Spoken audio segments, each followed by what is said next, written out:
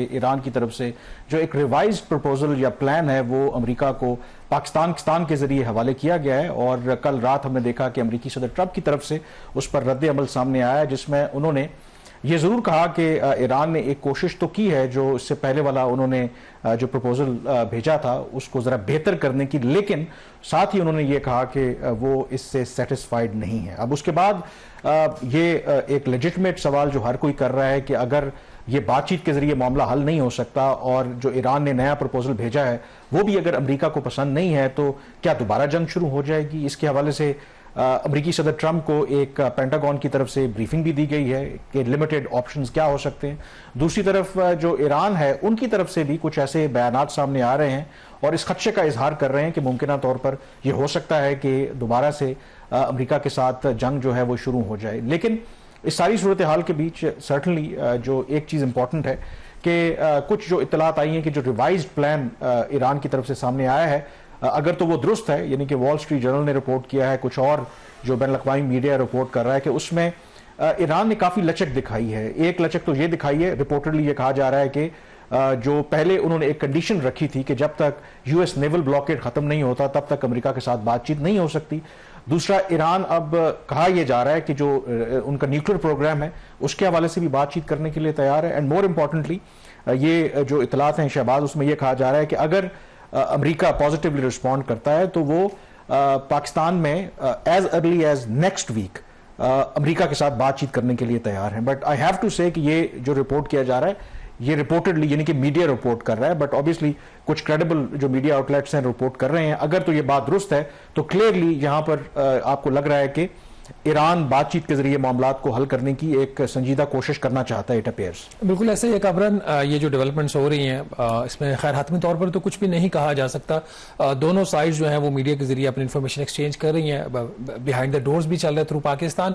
But जो important चीज़ ये है कि जो सीज फायर है वो अभी भी मेनटेन है। अगर जो ब्लॉकेड किया हुआ है ईरान ने स्ट्रेट ऑफ हॉर्मुज़ का और फिर ईरान की जो पोर्ट्स का ब्लॉकेड अमेरिका ने किया हुआ है, इसके बावजूद कोई ऐसा वाक़या नहीं हुआ, कोई सीरियस किस्म की ब्रीच नहीं हुई जिसपे कोई रिटेलिएटरी मिलिट्री के फ्रंट के ऊपर कुछ हुआ हो। इसके दौरान जो एक दूसरी डेवलपमेंट हुई है जो कल प्रेसिडेंट डोनाल्ड ट्रंप ने यूएस कांग्रेस को उन्होंने गालबन इंटीमेट कर दी, इस पर थोड़ा सा अगर हम बता सके आप हमें कि 2 माह तो जंग के मुकम्मल हो चुके थे, जो एक इख्तियार था कानून के तहत अमेरिकन प्रेसिडेंट के पास वो खत्म हो गया 1 मई को। और कल उन्होंने पार्लियामेंट को बता दिया अपनी कांग्रेस को कि मजीद वो जंग नहीं है, लेकिन उनका जी हम इंटीमेट कर रहे हैं कि जंग जो एक्टिव जो है हॉस्टिलिटीज है वो खत्म होंगी। तो इसका क्या मतलब ये है कि अब यहाँ से जो यूएस है वो रिट्रीट करना शुरू कर देगा, अपनी फोर्सेस विड्रॉ करना शुरू कर देगा। That is also part of the legal requirement जो जिस कानून के तहत ये 2 माह जंग जारी रही। ये बड़ा इंटरेस्टिंग है। जाहिर है जिस तरह आपने कहा कि उसके लिए ऑथराइजेशन चाहिए होती है कांग्रेस की, और वो ऑथराइजेशन जो है वो 30 अप्रैल को खत्म हो गई थी। और उसके बाद अगर फर्दर एक्सटेंशन चाहिए थी तो कांग्रेस से दोनों जो हाउसेज हैं वहां से आपको एक रेजोल्यूशन चाहिए होती है, सिंपल मेजॉरिटी, कि वो अपनी कंटिन्यू कर सकें। तो ट्रंप ने बोथ जो हाउसेज हैं उनके जो उनको ये बताया, उनके जो स्पीकर को भी और उनके सेनेट के जो प्रेसिडेंट को, कि जी जो ये 8 अप्रैल को जब जंगबंदी हुई है तो उसके बाद हमने जो ये जंग है उसको टर्मिनेट कर दिया है। अब उसको एक इस लिहाज से इंटरप्रेट किया जा रहा है, क्या इसका ये मतलब है कि दोबारा अब जंग नहीं होगी, यानी कि अगर कोई भी इस मसले का हल निकालना है तो बातचीत के जरिए होगा।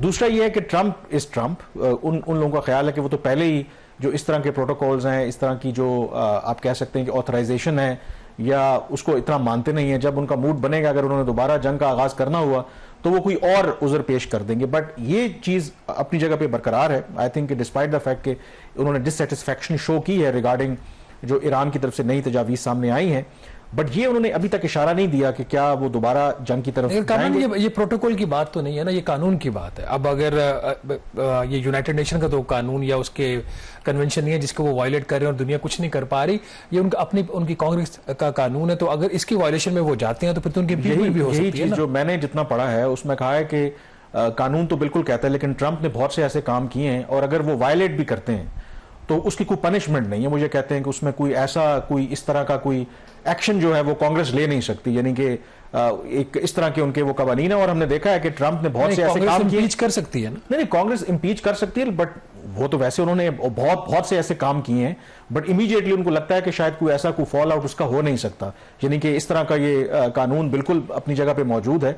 और इवन कि जब उन्होंने इस जंग का आगाज भी किया था और उसको उन्होंने कहा था कि हमने एक एक्शन लिया है। हालांकि उसके बारे में भी कहा जाता था कि वो एक फॉर्मल आपने जंग एक फौरन शुरू की थी और उसकी उन्होंने ऑथराइजेशन नहीं ली थी। जो अमेरिकी सदर ट्रंप ने तो कोई ऑथराइजेशन नहीं ली थी, उन्होंने कहा जी इमीडिएट ये खतरा था कि ईरान की तरफ से, तो हमने वो एक्शन लिया है। But coming back to this thing कि अब आगे होगा क्या, I think first of all it is important कि अमेरिकी सदर ट्रंप ने जब ये प्रपोजल ईरान की तरफ से रिवाइज सामने आया